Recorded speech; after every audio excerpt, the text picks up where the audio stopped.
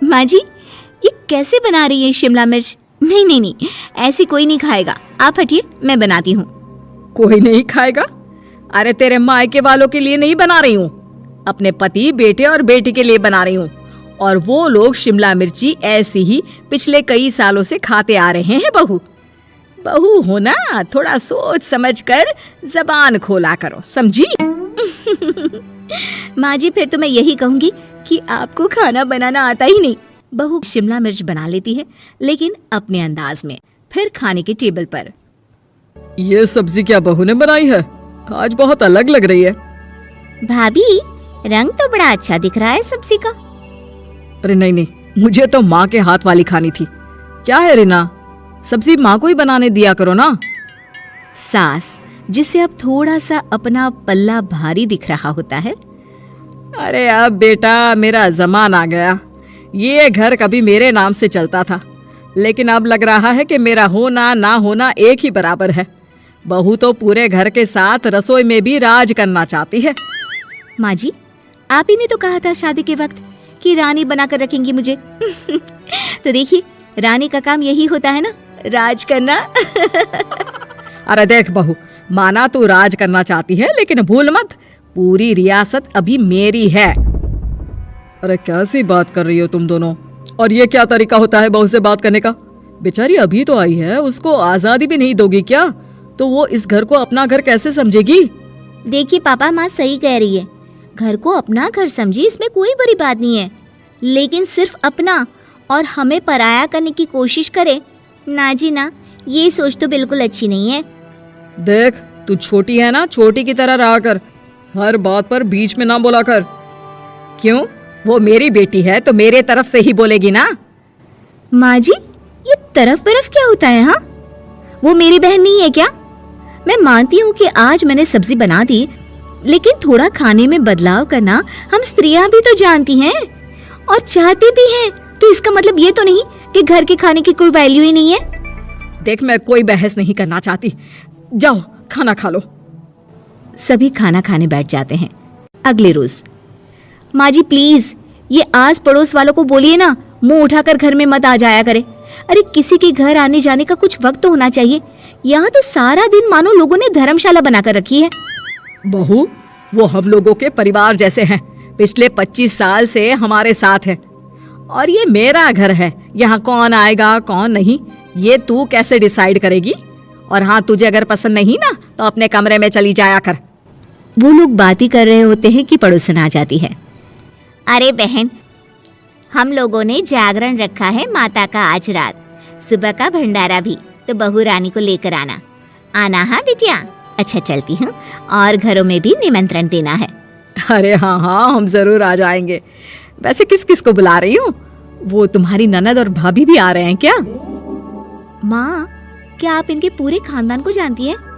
अरे भाभी ने ही तो मेरी ननद की शादी की पूरी तैयारियां कराई थी, और मेरे मायके में भी पापा की मौत के बाद वहां रहकर इन्होंने ही मुझे संभाला था। इतना तो कोई किसी के लिए नहीं करता। अच्छा, मैं ना फल दे जाऊंगी, काट देना भाभी, मैं दूसरे काम पूरे कर लूंगी। मेरी तो तबीयत खराब है माँ जी, आप ही काट देना सारे फल। मैं रात का खाना भिजवा दूंगी, परेशान ना होना। हाँ? अरे नहीं नहीं, हम लोग बना लेंगे, 4 लोगों का खाना तो बनाना है। अरे नहीं नहीं, आप फल पर लग जाओगी, और बहू की तबीयत भी ठीक नहीं, खाना मैं ही भिजवा दूंगी। पड़ोसन चली जाती है और सास बहू की तरफ देखती है।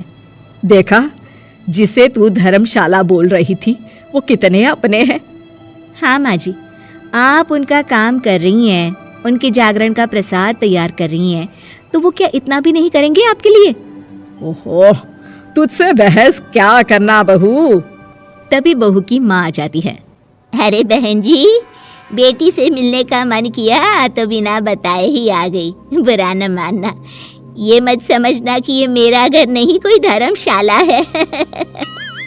अच्छा अच्छा, तो ये घर पर आए मेहमानों को घर नहीं, धर्मशाला वाला समझाने वाली आप ही हैं।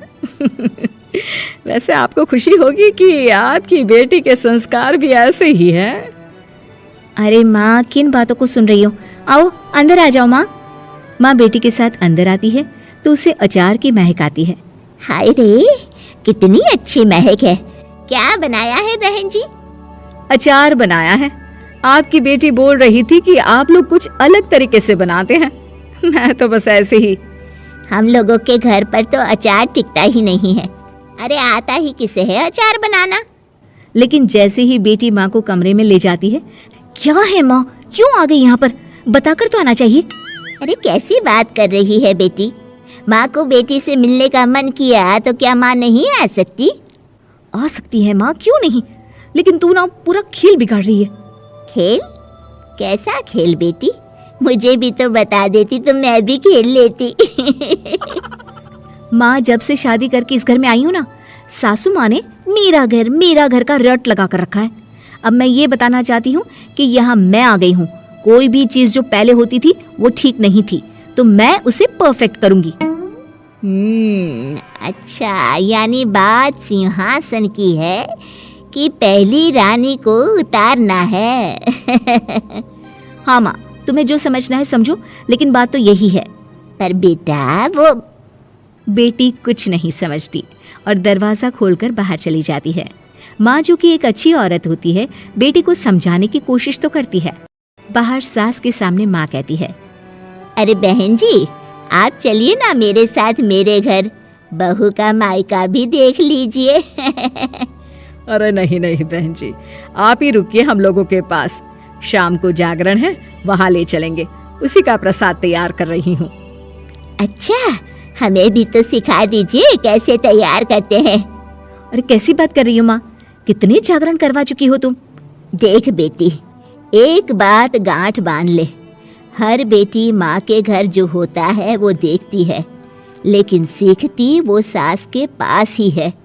सास का संस्कार वो अपनी सास से सीखती है, जो वो अपनी बहू को देती है। तो बेटी, यहाँ के रीति रिवाज, रहन सहन, बोली भाषा अपनी है, जिसे तुझे ना सिर्फ फॉलो करना है बल्कि सीखना भी है।